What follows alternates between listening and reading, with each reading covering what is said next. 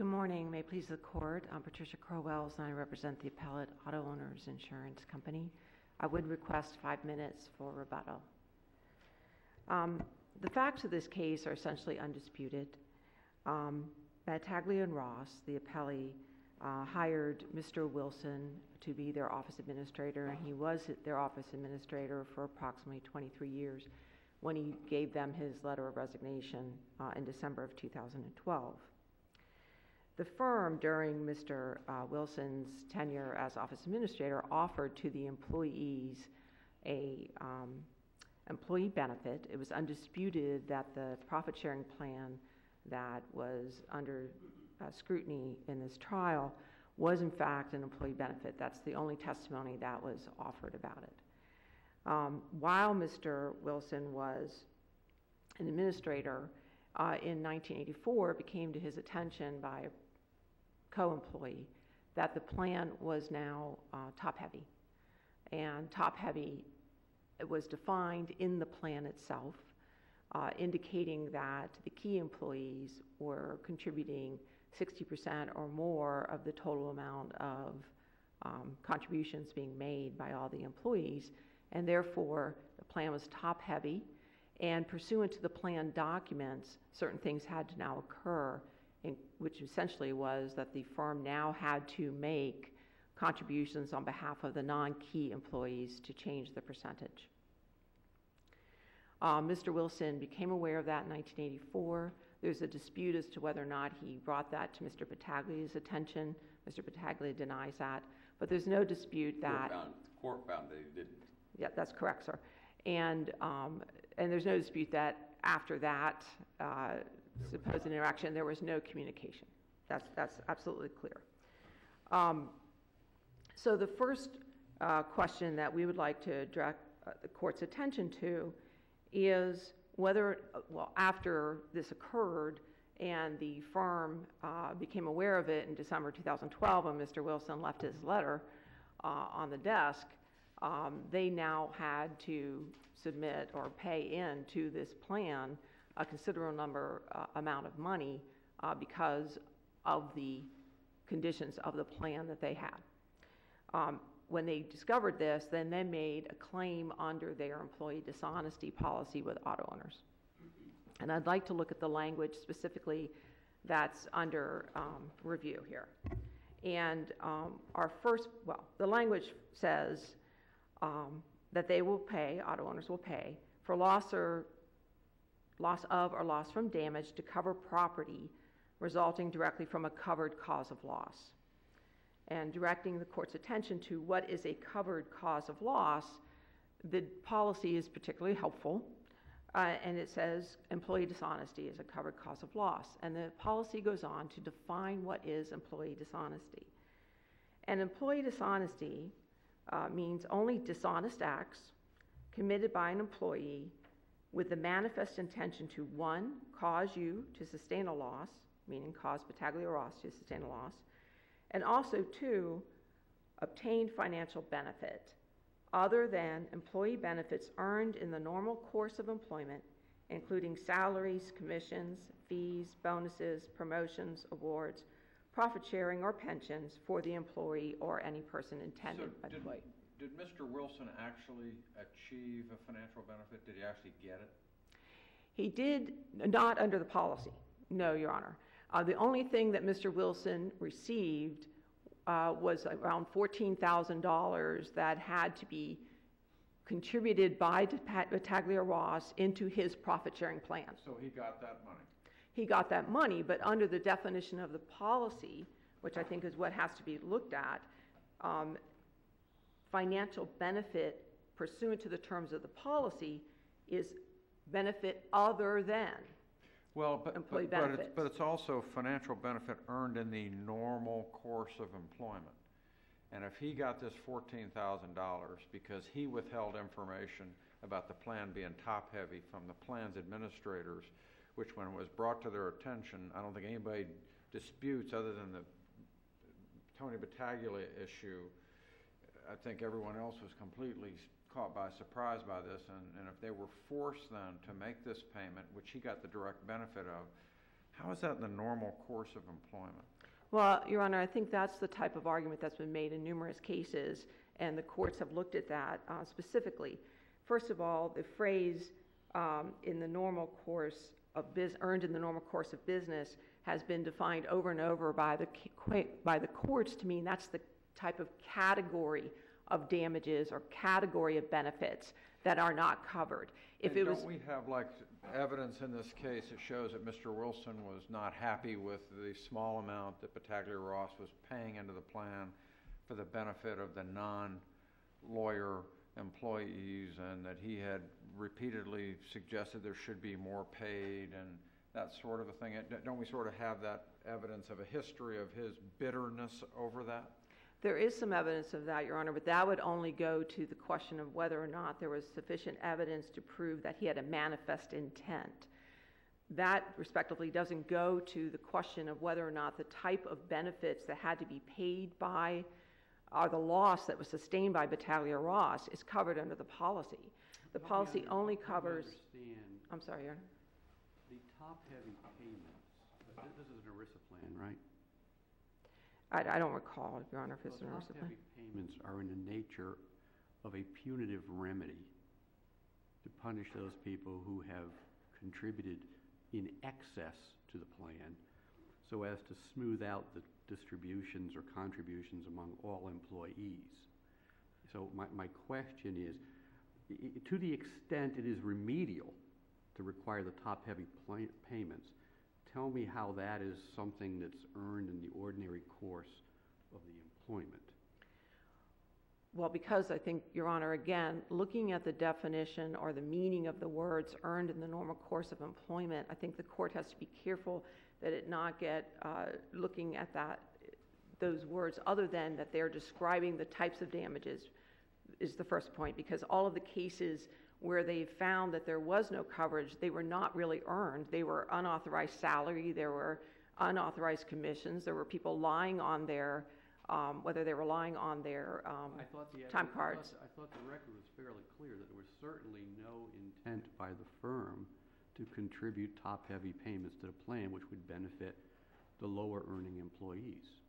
I think that was clear in that broad scope, Your Honor, but if you look again at the policy, you have to look to see what types of benefits these are, and these are clearly benefits that were considered when they entered into the plan because it's part of the plan. The plan spells out that if this occurs, these are the type of benefits that you have to pay. But their purpose is remedial under the ERISA statutes, which dictate how the plan is going to be set up and how it's going to avoid the prospect of top-heavy payments. Well, whether it's remedial or not, Your Honor, respectfully, it's still part of the profit-sharing plan, and the benefits that they have to pay are part of that plan, and it keeps it within that category of generalized benefits that are part of the employee's contract. The only reason that these persons are entitled to receive additional compensation into their plan is because part of their employment package, part of their employee benefits was the existence of this employment profit-sharing plan. And the fact that the firm was outside the confines of what they wanted to do, still what the employees were receiving was guided and directed by the profit-sharing plan, which again is the type of employment benefits that are specifically defined as not being included as covered under this policy. How would this be any different than just an outright embezzlement? Instead of orchestrating this scheme, he just took money. Well, Your Honor, then... It looks the same to me. That's why I asked. Okay. Well, Your Honor, I think that it is specifically different. I think if you look at the cases that have looked at this issue, it's again the type of category of damages, because as the cases point out, first of all, there has to be a dishonest act, and the policy specifically does not cover, however, benefits that would normally be earned. Well, And, normal, of course, is the key term there. Well- And this is certainly something other than normal, isn't it? well, they're all, yes, Your Honor, in all the cases, they're all different than normal. If you look at all of the cases, you're talking about, again, people that have deliberately fraudulently manipulated their time cards or their commissions. And the courts have found, yes, that's right, because if it was expected and if it was intended, there wouldn't be a claim because everyone would be operating under what they had agreed to. That's why the cases, the Performance Autoplex case specifically says what we're talking about here in this policy is a genetic category of employment benefits that are not covered because they don't want to get involved in the interaction between employers and employees and arguing with what was intended, what was not intended.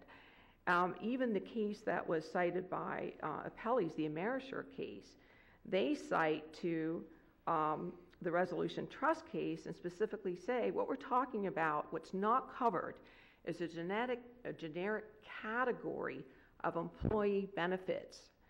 And so it's not the same as putting your hand in the till, as in the Amerisher case. It's not the same as forging a check.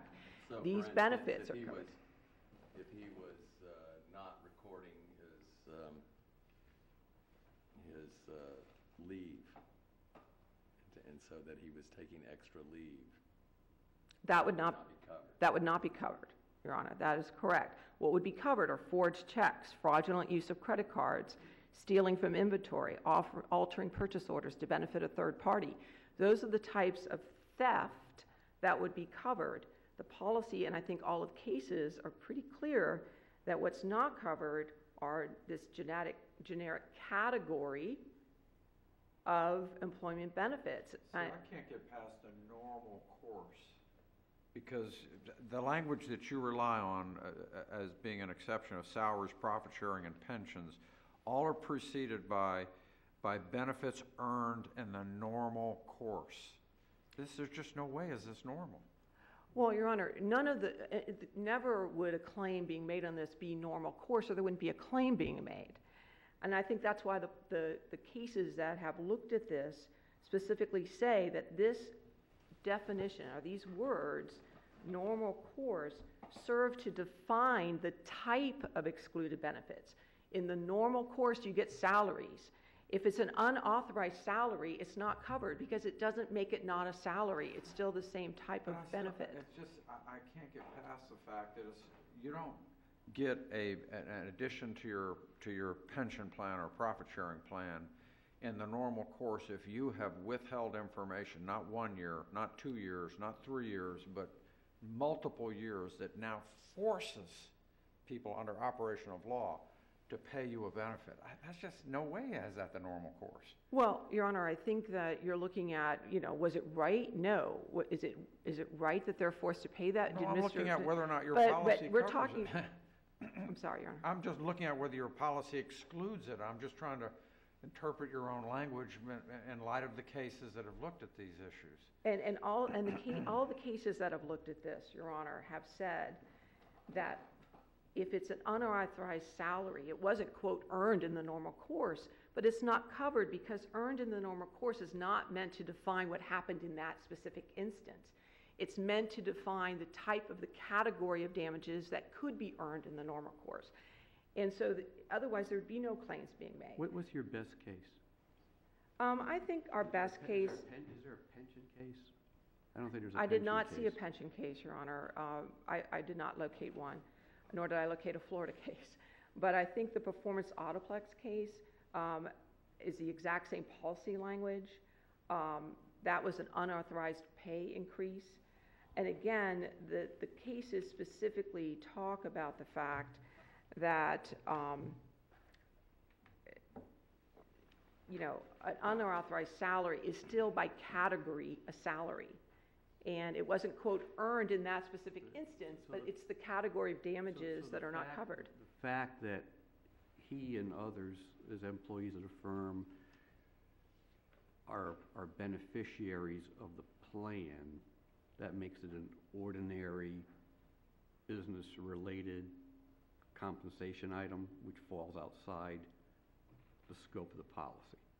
Yes, Your Honor, because specifically the policy, and this is a contract, and we have to look at the terms, specifically the policy says that employee benefits earned in the normal course, including salaries, commissions, including profit sharing, are not considered under this contract, under this policy, But in the normal, financial in benefit. the normal course, an employee contributes X number of dollars to the plan, and in the normal course, the firm matches that contribution up to a certain amount.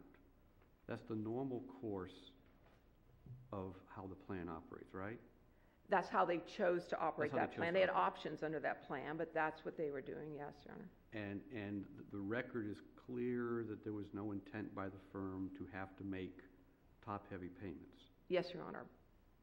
And you would agree that top-heavy payments are is a way to remedy a situation where the top earners are able to shield more income than their lower-paid employees. Well, I think it's a way to protect the other employees. I don't know that it's a punishment, but I think it's just a way of confining the You plan. level the playing field for the benefit of the lower-paid employees. Yes, Your Honor. But I'm hard-pressed to think of a situation where any employer running a plan would willy-nilly look forward to the day of having to make top-heavy payments. No, I agree. That would be avoided like the plague. No, I agree, Your Honor. Unless But you're it's Starbucks. but but it's no different in theory or in application by the cases than the employer who has paid the gentleman $52,000 when they meant to pay him $5,000. They certainly didn't intend to do that, and the case said, no, that is still salary. You didn't intend to pay it. Even the ones where they fraudulently committed fraud to get additional commissions, the court said, yeah, I get it. You didn't intend to do it. He didn't earn it in the typical sense of earning. But again, this language in the policy is just describing the category of benefits. And whether or not you intended to do it. You're down to your rebuttal time. Oh, thank you, Your Honor. You and Judge LaRose have gone into it, but I'll still give it to you. Okay, thank you, Your Honor. Well, then, I would ask the court, obviously, it's a de novo review. I think the cases are all in our favor, frankly, with respect to this issue. And both for that point and also the second point, would ask the court to overturn the underlying judgment. Okay, thank you.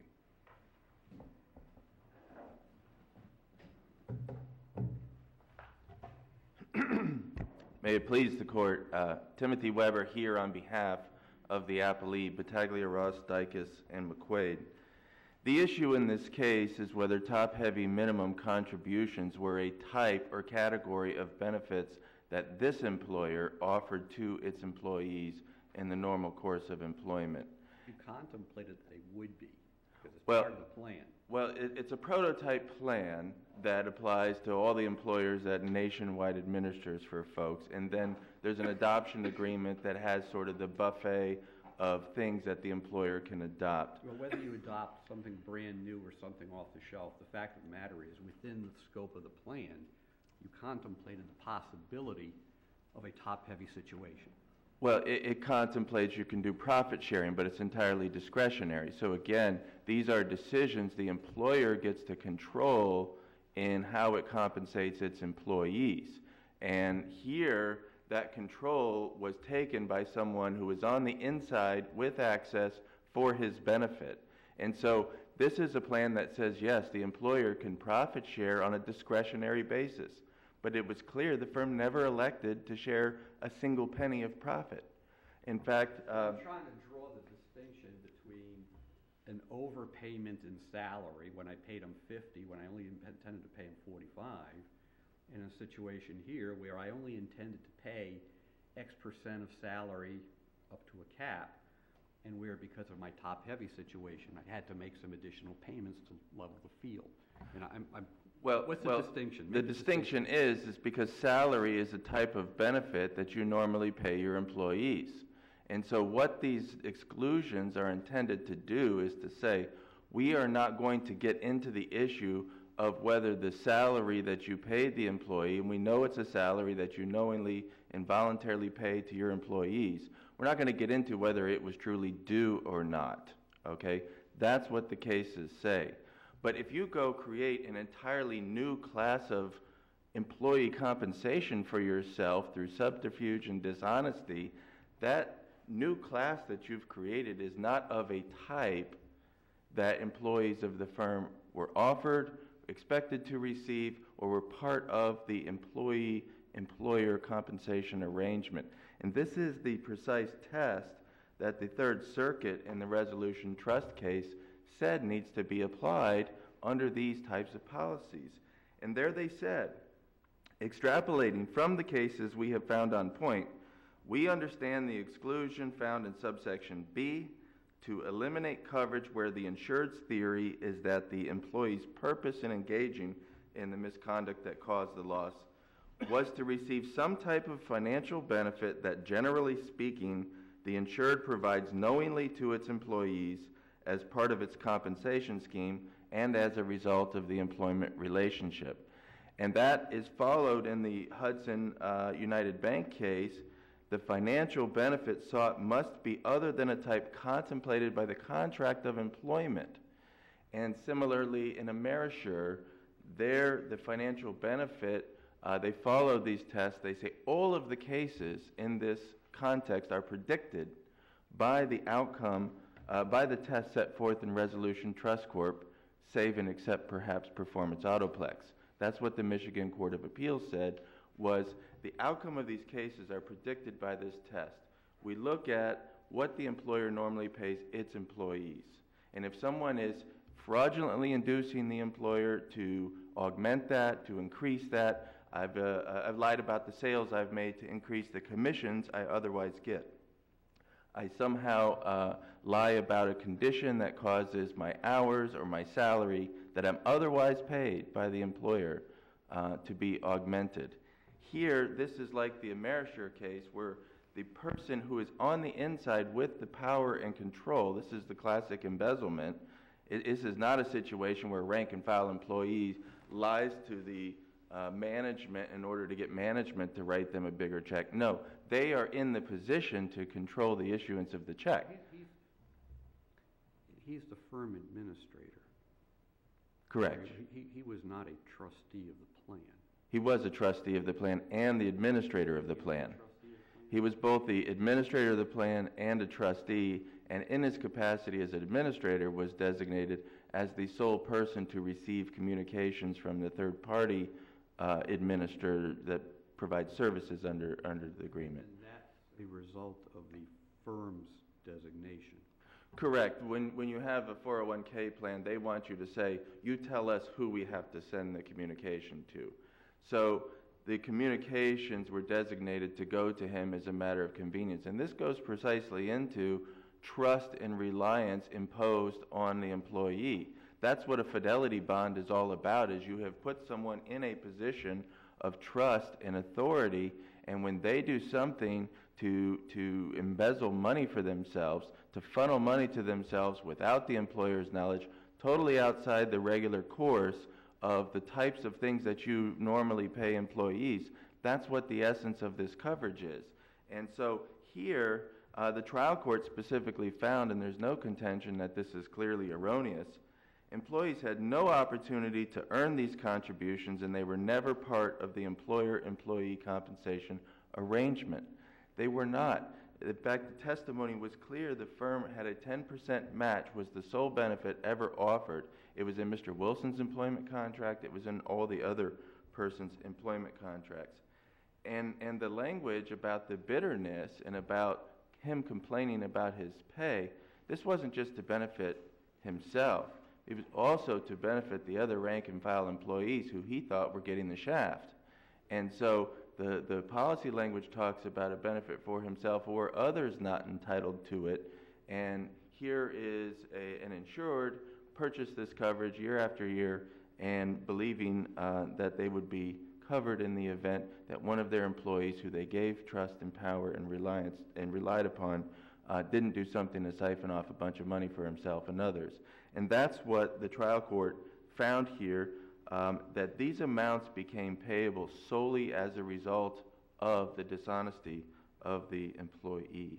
And that was his intent. I didn't hear anything on the issue of manifest intent, but the cases there, including the Resolution Trust Corporation case, all of the cases who discuss the two tests that were involved find that knowledge with substantial certainty is enough to get to the fact finder under either standard. So even if it's specific purpose or intent, if there's evidence that the employee knew who was losing and knew who was gaining, that's enough to get to the fact finder to even infer specific intent or purpose.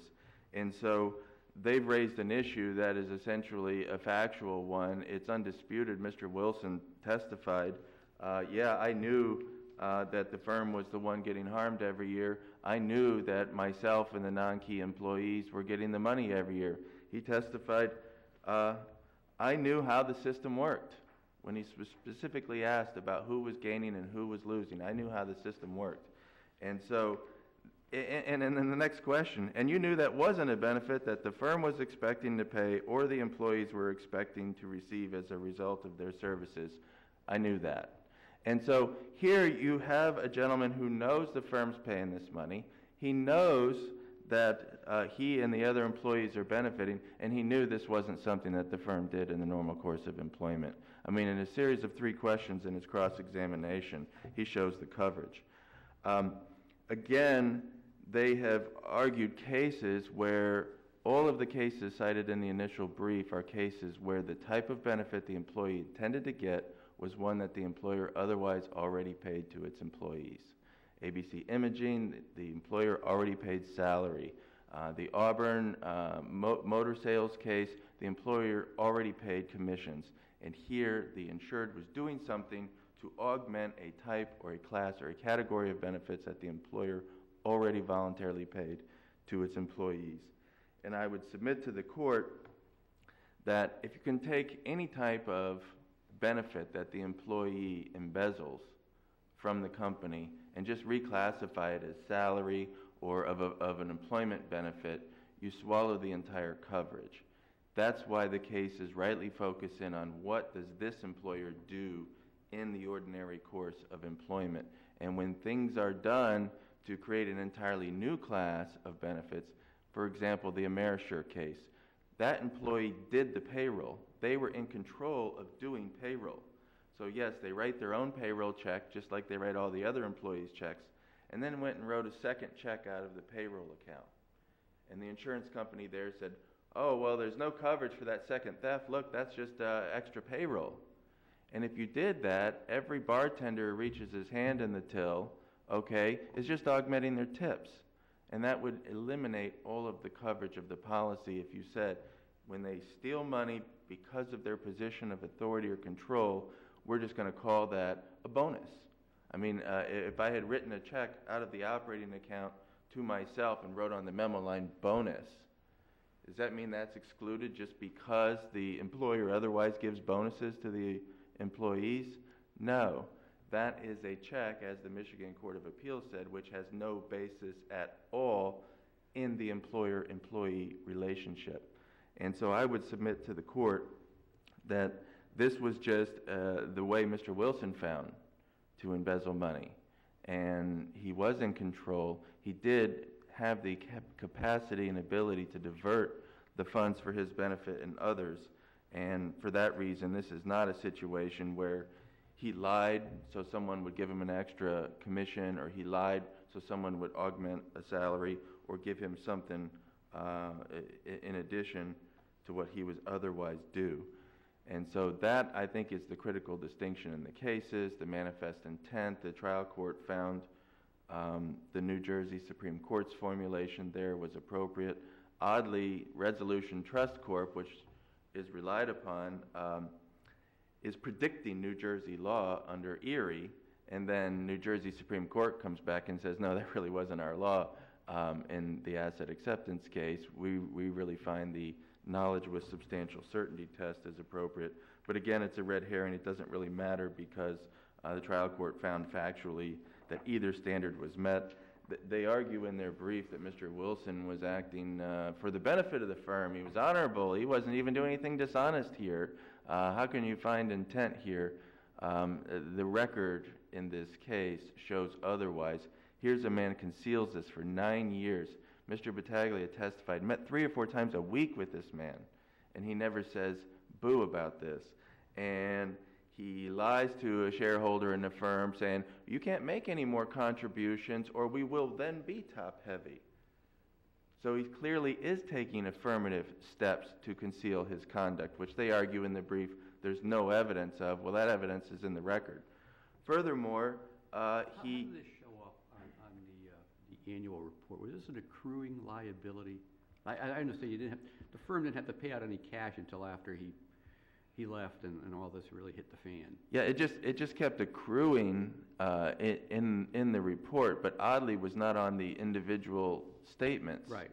And so it's only in the report that the administrator receives that this is accruing for the benefit of the non-key employees. And so that's where he was able to control the access to that information. Oddly, the way the individual statements were done, no one was reported that they were going to get this, so it was kind of a quiet thing. But and again, you know, talk about his intent.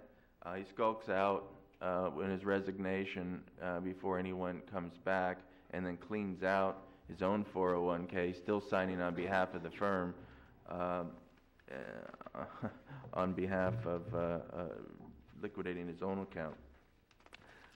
So I would submit to the court that this is not a novel application of these cases, and this is not a novel interpretation of these policies. What Auto Owners just simply has not contested in this case is the trial court's finding that top-heavy minimum contributions were not of the type of benefit, even a category or type of benefit, that this employer ordinarily and customarily offered to its employees in the normal course of employment. Thank you.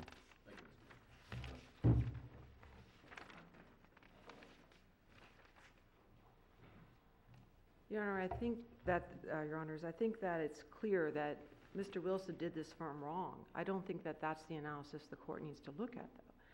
Whether or not they did wrong, in all of these cases, the employee did them wrong. In the Benchmark case, they submitted false orders. In the Dixon case, they manipulated the time card system. In Municipal Securities, they did commissions obtained by fraud. I mean, all those employees did their employer wrong. The question for this court is looking at the language of the policy and what was contracted for. And all of those cases also make it clear that what we're talking about here is the type of category of benefits that are not specifically not covered under this policy. And specifically contained within the language of the policy is that the employee has to obtain financial benefit other than employee benefits earned in the normal course of employment. Again, the category of damages, not that they actually did legitimately earn them. That's not the query. But it specifically includes profit-sharing benefits. The profit-sharing plan that was in place by Battaglia-Ross had in its conditions that if it was top-heavy, they had to pay additional benefits under the profit-sharing plan. That is specifically in the policy as not being considered financial benefit for purposes of determining whether or not the bad actor obtained financial benefit that would be covered under the policy. And I think if the court looks at those cases and looks at the policy, that the court, we would respectfully request, overturns the judgment in this case and finds in favor of auto owners. Thank you, Ms. Cross. Okay.